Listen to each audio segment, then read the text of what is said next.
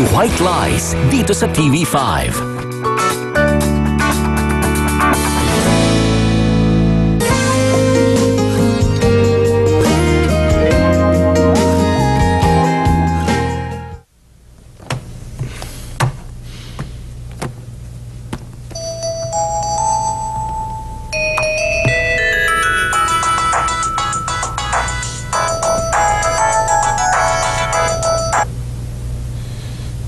Yes, Papa. Jeremy, kanina ko pa kasi hindi makakontak si Leia. Meron ba problema? Wala. Okay lang naman po. Alam mo, hindi ako satisfied sa performance mo. Sabihin mo, hindi pa ba sapat ang binibigay kong suporta sa'yo bilang father-in-law? Ba't hinahayaan mong diktahan ka samantalang ikaw ang CEO ng kumpanya? Pasensya na pa. Dapat kang kumilos. Hindi ito ang panahon para mag-relax ka at mamili ng country house kasama ni Leia. Country house? Pinag-uusapan na ngayon ng executives kung i-renew ang posisyon mo bilang CEO. Malamang si Mr. Han na may kagagawan. Opo, alam ko po yan. Bigyan niyo pa po ako ng konting panahon. Pasensya na. Jeremy, gusto ko maayos ito agad, ha? Maliwanag!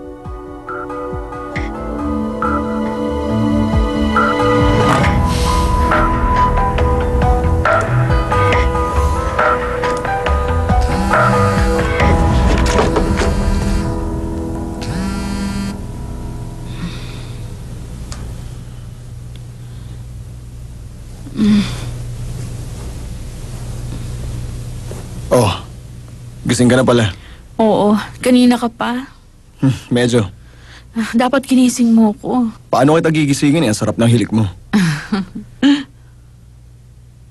Ikaw talaga. Basta ka na lang pumapasok sa bahay ko nang walang paalam. Sabihin mo lang kung may pupunta ditong ibang babae. Aalis na ako agad. May dumating na kanina pero umalis nung nakita ka.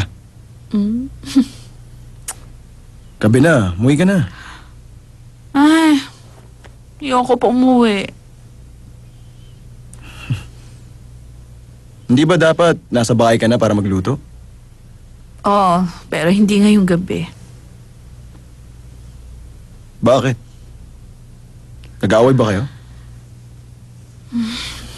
Nagugutom ako. Buti pa, magluto tayo ng ramen.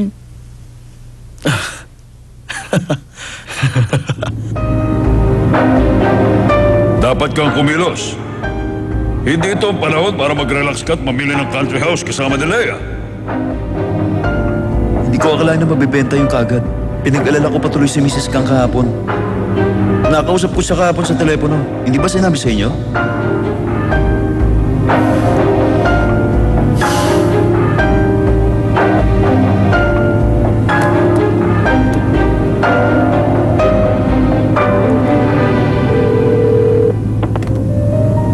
Si Jeremy to. Yes. Tungkol sa Yeju Country House. Meron lang sana akong gustong itanong sa'yo eh. Ang pangalan doon sa kontrata ay isang lalaki. Pero ang tanong ko, mag-isa lang ba siyang pumunta? Hindi po. Actually, isang babae po ang nagpunta para tignan ng bahay.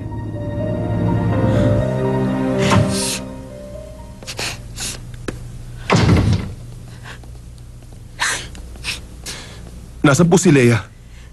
Napakasama nito. Asawa ang hinahanap habang umiiyak ang mama mo? Ano mo bang basta na lang niya akong tinalikuran at hinayaang umuwi mag-isa? Sagutin niyo po tinatanong ko. Bakit? May problema ba? Hindi, wala po. Di bale na. Ay, teka! Jeremy!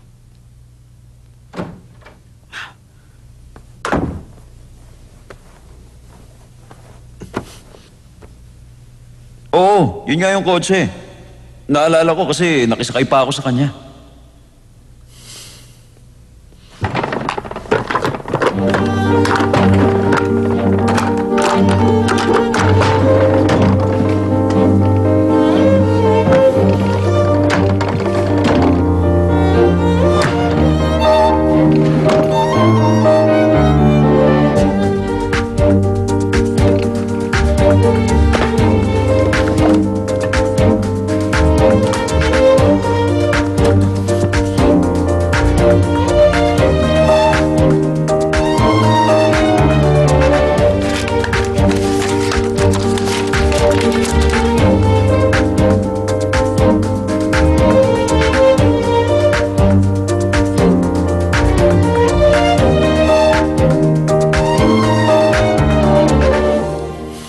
ba kayo nagtatabi ng kapatid ko?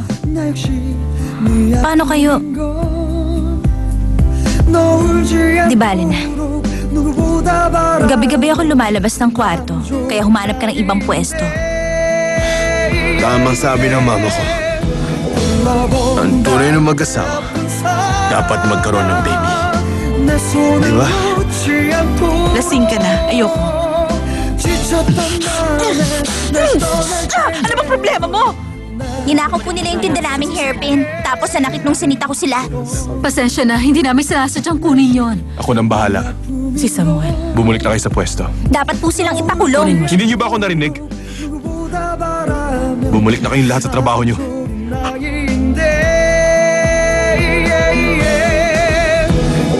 본다 내 아픈 삶